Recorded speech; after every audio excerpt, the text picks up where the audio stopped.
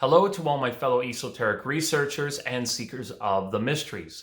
I'm Jonny Enoch, and today we have a fascinating subject to discuss together of Ormus, or orbitally rearranged monoatomic elements, also known as white gold, mufkuts, prana, or the Philosopher'S stone. But what is this incredible substance and how does it work?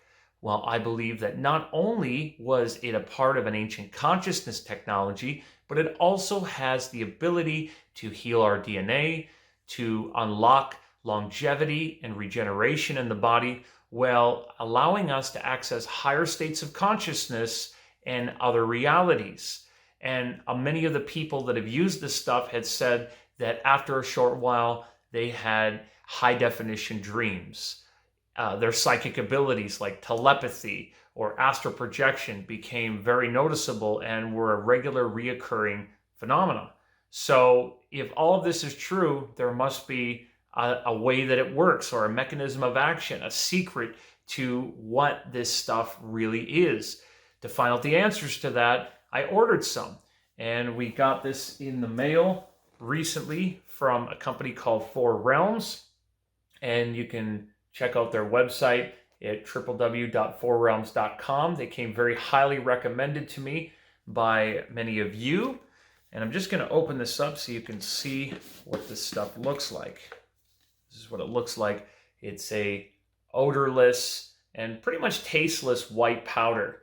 And what they recommend when we see this stuff, there's instructions on the side. It says, mix 1/8 of a teaspoon in a glass of water or your favorite juice and use it once per day. And with that, I have been told that you can either do it that way or they do offer a capsule solution. But many of my friends said that they preferred microdosing it on a spoon like this and taking it sublingually under the tongue about 4 times a day for the first week or so as it was circulating in their system. And they said almost right away they could feel the integration of it as the energy was moving up the heart chakra and into the head and aligning the body. Some people feel they have a detoxification process the first little while when they take it.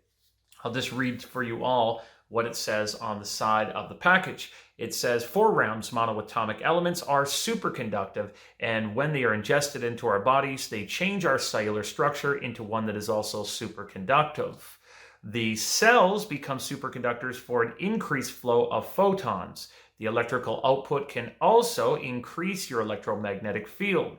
And that's something I've heard time and time again, with people feeling more energy, more relaxed, and calmer after taking it. The increased energy you feel when using 4 rounds monoatomic gold is unmistakable. And of course, we have our usual admonishment on any natural health products. It says the statements below have not been evaluated by the FDA and should not be used to cure or diagnose any sorts of diseases. So this is very common. We have seen a monoatomic white gold product out there from a few places, but in order to find out which one works best, we have to go back to the history of the rediscovery of this amazing substance, which begins with a man named David Hudson.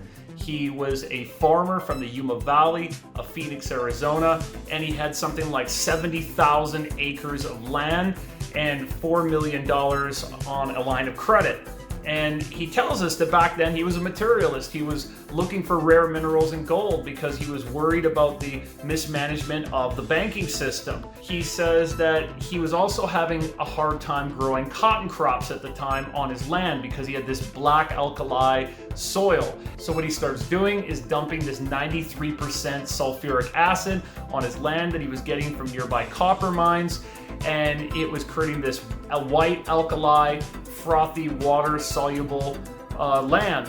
And after monitoring it very closely for pH and various mineral levels, this strange material starts coming out. It won't dissolve. It starts acting like a noble metal or acting like gold. And he goes to get testing done from a group of PhDs. They end up using an instrument known as the spectroelectron microscope, which consists of 2 carbon electrodes on top of your sample that heat up. And after the whole process is done, you get the results of what is there. Nothing shows up, and this completely baffles him. Shortly after the disappointing results of not finding anything in this sample, he learns from a friend that starts telling him about methods they use from the Soviet Academy of Sciences, that the most effective way to test these samples is by leaving them in at a much longer period of 300 seconds rather than the American method, which only tested the samples for 15 seconds. He finds a local expert in electron spectrum microscopes. They build him a custom model that's in a space the size of a garage, and after the testing, lo and behold, he starts finding these monoatomic elements, which are all from the platinum group, with things like palladium, platinum, ruthenium, rhodium, iridium, and osmium. And he starts to realize that these orbitally rearranged monoatomic elements exist all around us. They're even at the ends of the codons in our DNA. They are found in volcanic materials, in oceanic sources like sea salts. And we're even breathing these in with our oxygen when we take in our prana or our chi. He says that we can find them in our organic foods with things like grapes, carrot juice, or healing plants like aloe vera. We can also find these out in nature in mineral waters, as there's a thing called a magnetic trap that you can actually pull this directly out of the water. Now, Hudson himself is a very interesting and mysterious man. After his lectures and talks in '95, we know he had patented the processes for extracting it. There were all kinds of implications out there that they were talking about for medicine, and many studies have been done about this, not only for its use on the immune system and the repairing of the body, but also they've looked at the energy applications of it, and there is defense purposes, and we're told that his patents were actually seized in the name of national security. It's after that that the man disappears off the scene and we don't hear from him again. And in my mind, I find it absolutely ironic that if we look on the internet today, we find that there's all kinds of articles that have been put out by doctors who have been looking at this stuff and saying it's the medicine of quacks and saying there's nothing there and to ignore it. We find a page at the Rational Wiki that they've done on it, calling it a pseudoscience in medicine, when we know, in fact, that there have been legitimate scientific studies done about this stuff, millions of dollars in research and other sorts of examinations of it. We find absolute links to it into the ancient world, to not only the Vedas, to the Egyptians, the Sumerians, the Persians, and many ancient cultures have been linked to this stuff. And there are still studies to this day we find that are going on looking at it, but you're not going to find them on the web as Orme or Ormus.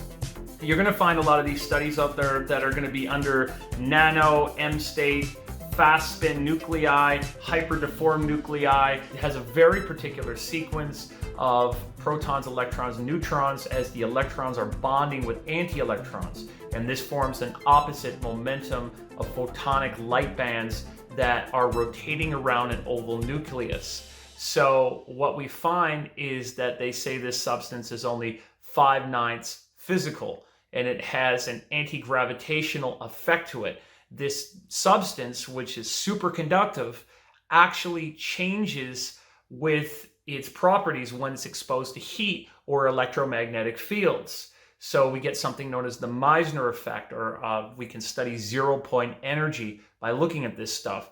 So literally what we're saying here is that if you were to bring this substance to a geomagnetic area of the Earth where, let's say, we find these ley lines and places on the Earth where certain temples have been built, that it would get these anti-gravitational properties where you could make blocks and heavy objects become much lighter.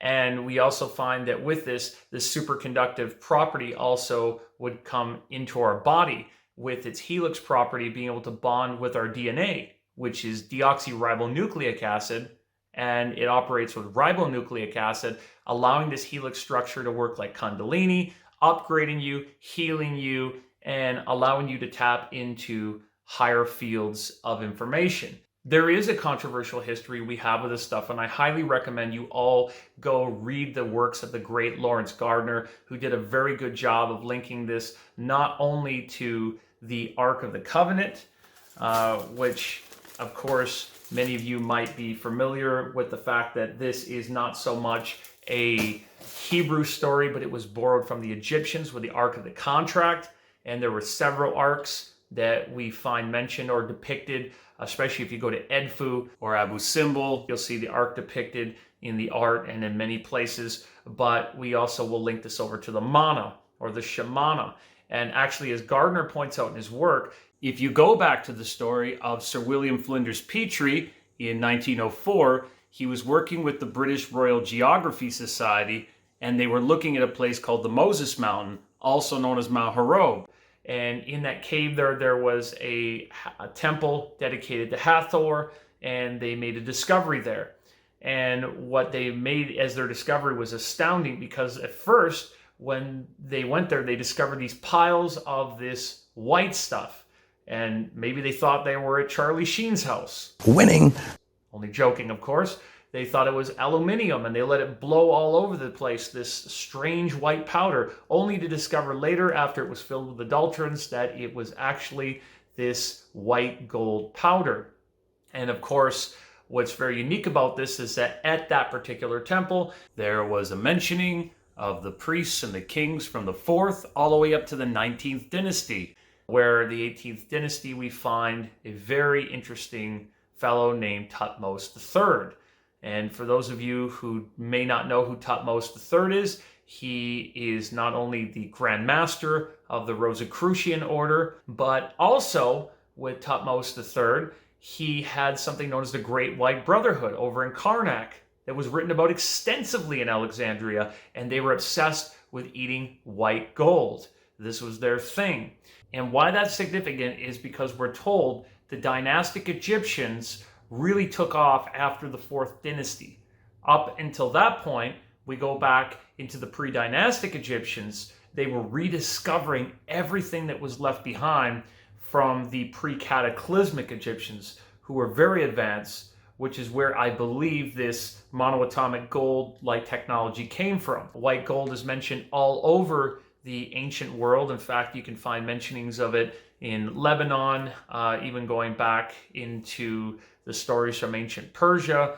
We find the European alchemists were looking for something known as the Philosopher'S Stone, especially when we go back into the stories of Rudolf II in Prague, who had not only something called the Golden Lane and the Powder Tower, where he'd bring all sorts of famous alchemists in who visited, from the likes of John Dee and Edward Kelly over from England, the great masters of magic and alchemy, but also the likes of Paracelsus, the Swiss-German-born alchemist, who was born as Philippus Ariolistheophrastus Bombastus von Hanem. But when we go into the stories of the Bible, for example, back in the King James Bible, we will find a story, if you look it up, in Exodus 32:20 of Moses when he is coming down the mountain. He sees the Israelites are serving a god that is a golden calf, and he orders them to burn it, to grind it into a powder, sprinkle it over water, and then consume it, which is a very curious passageway. Now, if this was a temple to Hathor, which is interesting about that is that Hathor actually has the ears of a calf.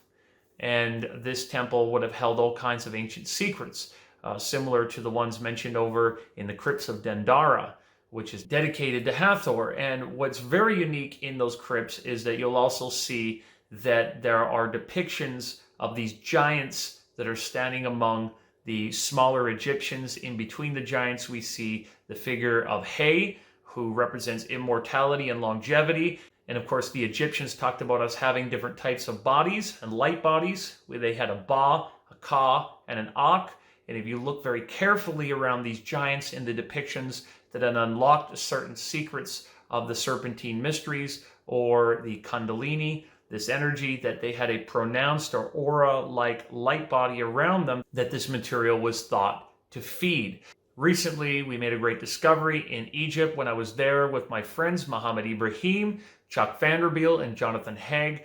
And you can all see the video of us talking about this online. When we were visiting the Abydos Temple, we noticed that on the reliefs you see on the walls, there are depictions of the monoatomic white gold with the hieroglyphics that suggest that they were consuming white cakes. We also found that at the back of the temple, there is an area where they were cooking or preparing these materials, just like they were over at Mount Horob when they set up a laboratory to extract it with water from the Dead Sea. They were doing it here and using large amounts of heat, as we see these black soot marks on the ceilings. And as they were administering it there, it's very clear that this was to access some sort of heightened state or a type of an ancient consciousness technology at that temple, because there are several Holy of Holies there attached to a power grid or an energy grid of the Osirion in the back. And in front of these various rooms, it says it's a Stargate with a door to the netters that doesn't go anywhere, but these rooms seem to resonate or connect somewhere. And I believe the monoatomic white gold was the key that you would use to access these particular consciousness technologies at that place. We found that not only have there been tests on this material on how that it can operate with the human body and the mind, allowing for better concentration, but even then, there are a lot of critics out there that have pulled it apart and said that it is all sort of a pseudoscience, that it's made up, that there is no solid evidence to support these claims. And with that being said, I'm going to say to all of you, I'm not suggesting that you go out and take this stuff. In fact, I'm not making any claims or giving you any directions that aren't on the web, but at the same time, please do your own research and always exercise caution. I want to hear from all of you. Have you used monoatomic white gold before? What are your thoughts? Drop a comment below and tell us all about it. And until next time, don't forget to like, subscribe, and share this video with your friends, and I'll talk to you all soon.